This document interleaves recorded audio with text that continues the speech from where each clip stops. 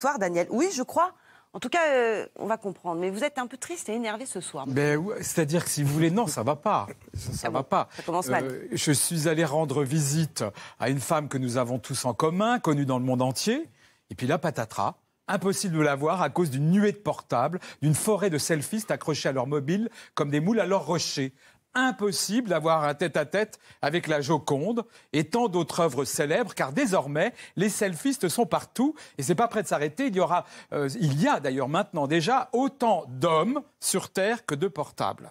Alors ces maudits selfistes empêchent de voir, ils font barrage, des artistes sont accablés ou s'amusent de l'omniprésence des portables dans notre façon de vivre. Et ils le racontent dans leur œuvre.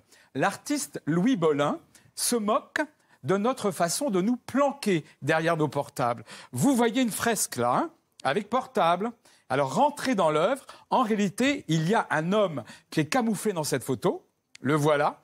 C'est l'artiste lui-même que vous voyez. Et en fait, il se fait peindre sur lui les mêmes portables que ceux qui sont dans la fresque derrière lui. Et dans ce tableau, Bolin, c'est pas innocent ce qu'il fait. Il nous dit que l'homme est englouti par les portables avec une question derrière ça.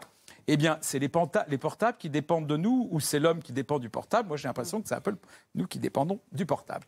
Alessandro Boizio, lui aussi, raconte la menace que représente l'omniprésence des portables dans nos vies.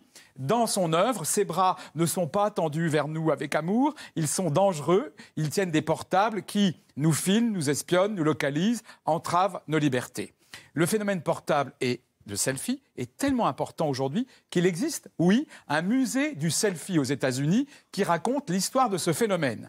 Et voici le premier selfie de l'histoire du monde. En 1939, cet homme, Robert Cornelius, fou de photo. Il avait mis le mode sépia déjà. C'est ça. Alors, il pose là, pendant 60 secondes pour arriver à ça. Il ne sait pas qu'il fait un selfie. Aujourd'hui, je vous rappelle que c'est 1 seconde. Alors, dans ce musée du selfie aux États-Unis, il y a des tas d'œuvres.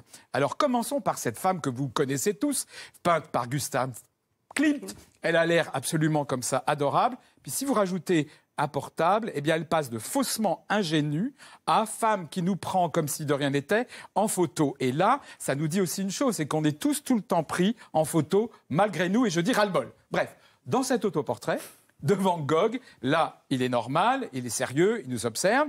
Et puis, avec un portable, ça change tout. Là, Van Gogh se représente dans son tableau, c'est un autoportrait déjà, avec en plus un selfie de lui-même. C'est-à-dire c'est le comble du narcissisme.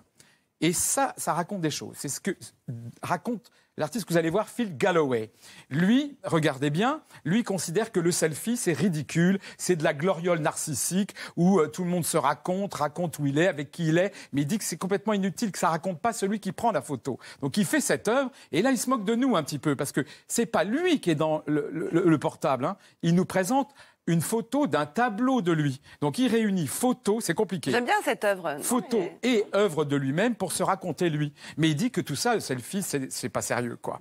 Voilà. Je peux vous parler de Rosie Leventon ? Alors, elle a la nostalgie du temps où le téléphone ne nous suivait pas comme un chien tenu en laisse.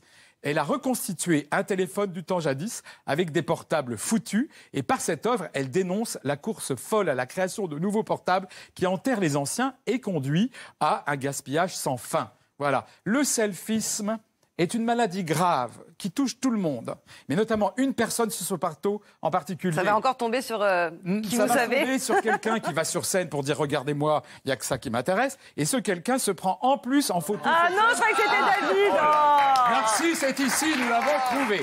Non, bon, alors, il y en a un paquet de Narcisse. Une photo avec vous ? Oui. Un selfie ? Vous m'avez eu. Ouais. Non, attends, je ne vais pas faire selfie avec vous parce que j'aime...